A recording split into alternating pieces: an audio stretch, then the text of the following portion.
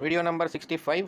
నా వీడియోని దయచేసి క్లిక్ చేసి మొబైల్ ఫోన్లో ఫుల్ వర్టికల్ స్క్రీన్లో చూడండి. అప్పుడే మీకు నా వీడియోస్ ఉపయోగపడతాయి. లేకపోతే ఉపయోగపడవు, చూడటం అనవసరం. ఈ వీడియోలో మనం చాళుక్యుల కాలంలో ఉన్న విద్యలు గురించి తెలుసుకుందాం. ఈ యుగ శాసనాల్లో తరచుగా ద్వివేదులు, చతుర్వేదులు ప్రసక్తి కనిపిస్తుంది. ద్వివేదులు, చతుర్వేదులు అంటే వేదాలు, ద్వివేదం 2 వేదాలు బాగా చదివినోళ్ళు. చతుర్వేదులు అంటే 4 వేదాలు బాగా చదివేసిన వాళ్ళని అర్థం చేసుకోవచ్చు మనం.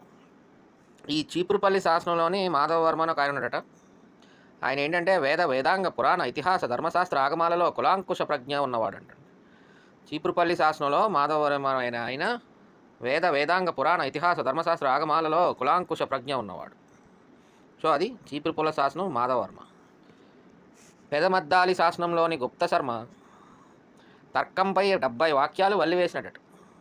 పెదమద్దాలి శాసనంలో ఉన్న గుప్త శర్మ తర్కంపై 70 వ్యాఖ్యానాలు వల్లివేసినాడంట. తర్వాత నిడుపర్రు శాసన గ్రహీత అయిన కటిశర్మ శాసన గ్రహీత ఈందే శాసనం. వేద ఇతిహాస పురాణ ధర్మశాస్త్ర ఆగమ ఉపనిషత్పారాంగతుడు ఈ నిడుపర్రు శాసన గ్రహీతి అయిన కటిశర్మ. మనకి ఇలాంటివన్నీ రేపు పొద్దున ఎగ్జామ్లో వచ్చినాయి అనుకోండి, విజువల్ మెమరీ విల్ వర్క్. అంటే మనం కళ్ళతో ఈ పలానా పెదమద్దాలి శాసనం గుప్త శర్మ అని, చీపురుపల్లి శాసనం మాధవవర్మ అని, నిడుపర్రు శాసన గ్రహీత అని కటి శర్మ అని, ఇలాగా మనకి చూసినప్పుడు పైనుంచి కిందాక 3 శాసనాలు కనబడుతూ ఉంటాయి. సో మాధవవర్మ పైన ఉంటాడు, మధ్యలో గుప్త శర్మ వస్తాడు, తర్వాత కటి శర్మ ఉంటాడు. సో మనకి రివైజ్ చేస్తాం 3 సార్లు, ఆటోమేటిక్గా ఎగ్జామినేషన్లో ఫైండ్ అవుట్ చేయగలుగుతాం కరెక్ట్ ఎవరు రాంగ్ ఎవరని. So there our visual memory will work with respect to these facts. ఫ్యాక్ట్స్కి మెమరీ రివిజనే పనిచేస్తుంది. ఫ్యాక్ట్స్ అంటే ఫ్యాక్ట్సే, దానికి ఇంకేమి కాన్సెప్చువల్గా మనం గుర్తుపెట్టుకునేది ఏముండదు. ఫ్యాక్ట్ అంటే అలా బ్లంట్గా గుర్తుపెట్టుకోవడమే. సో అది నెంబర్ ఆఫ్ టైమ్స్ 1-3 సార్లు రివైజ్ చేసినప్పుడు గుర్తుంటాయి. డోంట్ వరీ, గుర్తుంటాయి. అగ్రహారాల్లో ఘటికా స్థానాల్లో అధ్యాపనలే బ్రాహ్మణుల యొక్క ప్రథమ ధర్మము. అగ్రహారాల్లోనూ ఘటిక స్థానాల్లోనూ అధ్యాపనలే బ్రాహ్మణ ప్రథమ ధర్మం.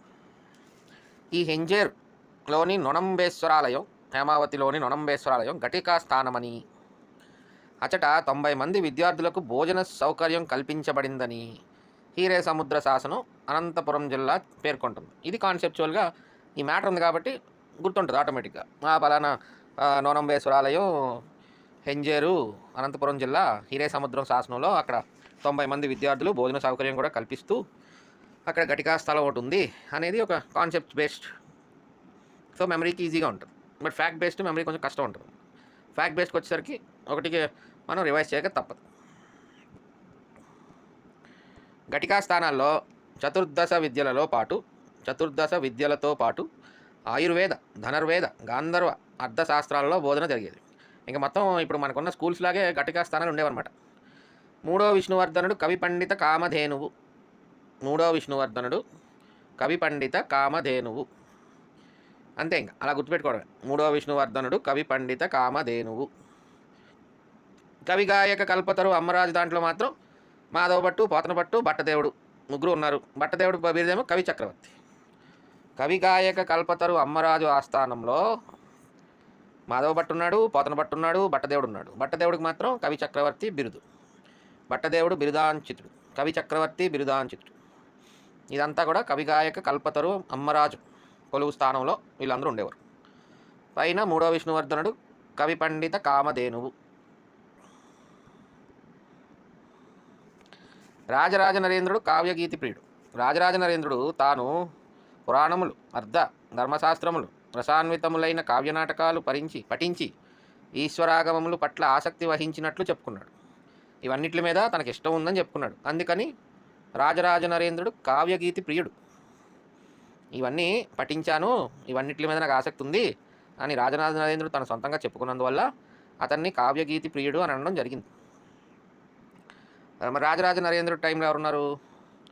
విద్యాదయితుడైన ఆ నన్నయ్య, అష్టభాషా సుకవి శేఖరుడైన నారాయణ భట్టు, పావులూరి మల్లన్న ఉన్నారు. ఈ పావులూరి మల్లన్న గురించి మనం నెక్స్ట్ వీడియో తెలుగు భాష అని ఉంటుంది, ఆ వీడియోలో కొంచెం డీటెయిల్గా తెలుసుకుంటాం. ఇక్కడ ఈ నన్నయ్య, అష్టభాషా సుకవి శేఖరుడైన నారాయణ భట్టు, పావులూరి మల్లన్న వీళ్ళందరూ కూడా రాజరాజ నరేంద్రుని కొలువులో ఉన్నారు.